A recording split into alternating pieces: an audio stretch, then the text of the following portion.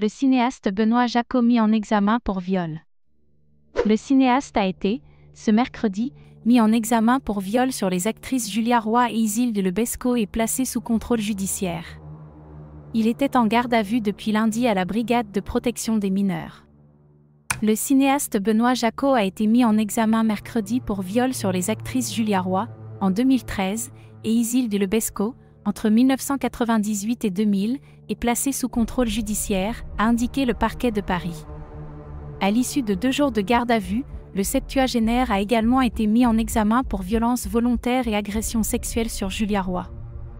La juge d'instruction l'a aussi placé sous le statut plus favorable de témoin assisté pour viols conjugaux sur Julia Roy en 2007 et sur Isilde Lebesco entre 2014 et 2018. Plus tôt ce mercredi, Benoît Jacquot avait été présenté à la justice au terme de 48 heures de garde à vue, tandis que Jacques Doyon, également accusé par l'actrice, avait été relâché, pour des raisons médicales, mardi 2 juillet, selon des sources proches du dossier. S'il a été relâché sans suite à ce stade, le ministère public doit encore définir les modalités des suites à donner le concernant. Son avocate n'a pas souhaité commenter cette décision. Lundi matin, les 2 cinéastes avaient été convoqués avec leurs avocates à la brigade de protection des mineurs, BPM, et placés en garde à vue. Ils étaient entendus dans le cadre d'une enquête du parquet de Paris ouverte pour viol sur mineur de 15 ans par personne ayant autorité, viol, violence par concubin, et agression sexuelle sur mineur de plus de 15 ans par personne ayant autorité.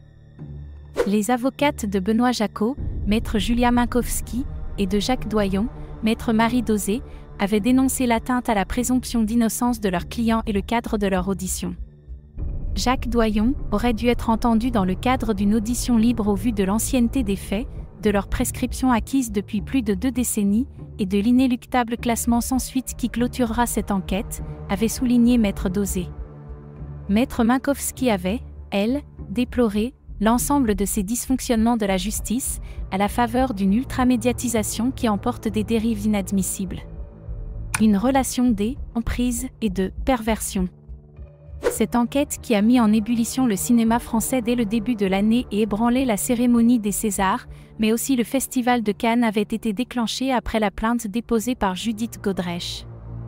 Début février, l'actrice de 52 ans avait accusé publiquement Benoît Jacquot de viol puis Jacques Doyon d'agression sexuelle, déclenchant une nouvelle tempête dans le hashtag MeToo du cinéma français. Benoît Jacquot et la comédienne, alors âgée de 14 ans, ont débuté leur relation au printemps 1986. Ils ont vécu ensemble, achetant un appartement dans Paris, jusqu'à leur séparation en 1992.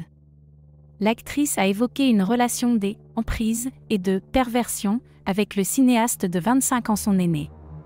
S'agissant de Doyon, l'actrice l'accuse le cinéaste de lui avoir mis les doigts dans la culotte pendant des essais pour un film sorti en 1989.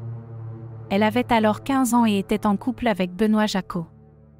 2 autres actrices ont porté plainte contre Benoît Jacquot, Julia Roy, 42 ans de moins que lui, pour agression sexuelle dans un contexte de violence et de contrainte morale qui a duré plusieurs années, d'après une source proche du dossier. Isilde Lebesco a également déposé plainte fin mai pour viol sur mineur de plus de 15 ans et viol, qui aurait été commis entre 1998 et 2007. Cette dernière a également déclaré avoir dû subir les avances de Jacques Doyon pendant des séances de travail, tandis que l'actrice Anna Mouglali a accusé le cinéaste de l'avoir embrassée de force à son domicile en 2011.